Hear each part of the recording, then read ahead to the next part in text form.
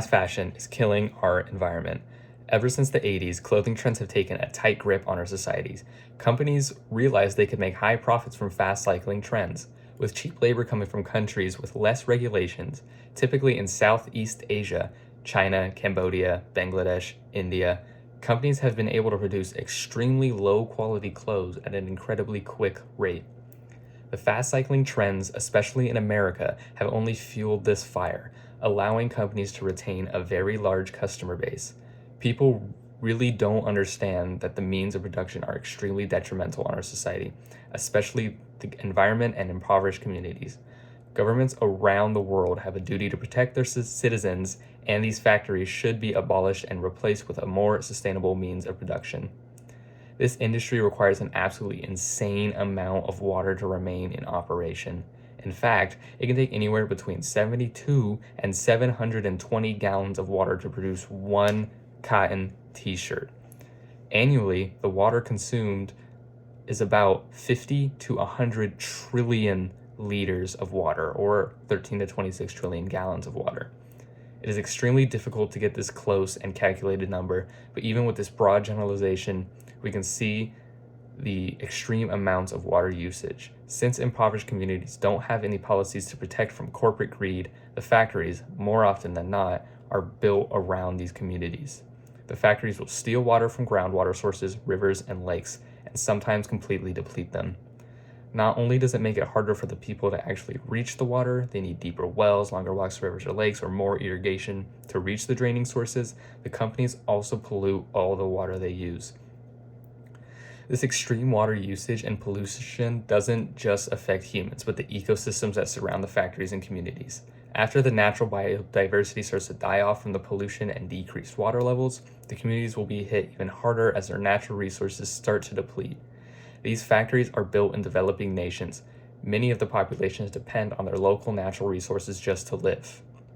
Unlike here in America, we can have anything and everything delivered to our doorsteps or available in the nearest store. These companies utilize a multitude of chemicals such as dyes, bleaches, and fixatives. These products aren't managed carefully enough and will eventually leach into water supplies. A lot of the chemicals are known carcinogens or toxins to humans, such as formaldehyde, heavy metals like cadmium, chromium, and lead, chlorine, bleach, and dispersed dyes.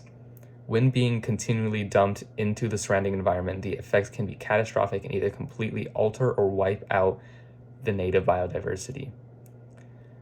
Their pollutants reach further than developing nations they're produced in. The textile industry is one of 3 of the biggest contributors to microplastics, the others being plastic manufacturing and personal care or cosmetic products.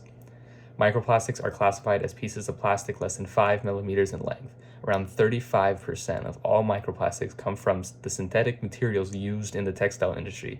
This also includes more sustainable textile manufacturers, but the bulk of it comes from fast fashion. These plastics reach just about every corner of the world, from the top of Mount Everest to the bottom of the Mariana Trench, and no, this is not an exaggeration.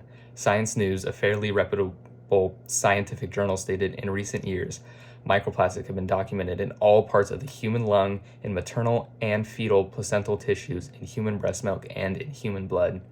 Yes, so me, the presenter, you, the viewer, almost any human alive, and all the unborn babies, whether they're conceived or not, have these microplastics floating around inside us. Now, the effects of the microplastics are still to be determined.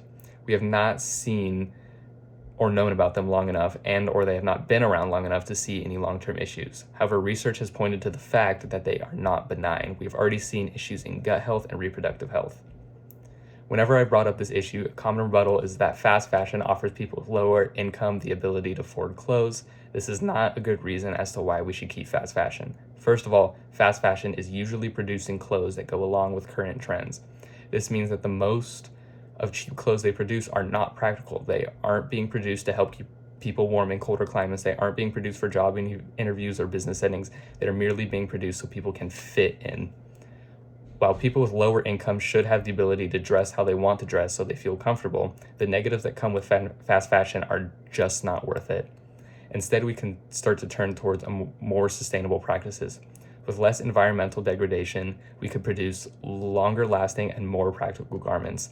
Yes, the prices would be higher, but instead of having to buy new pieces every few months after the cheap ones inevitably fall apart, you can buy clothes that last years or decades at a time.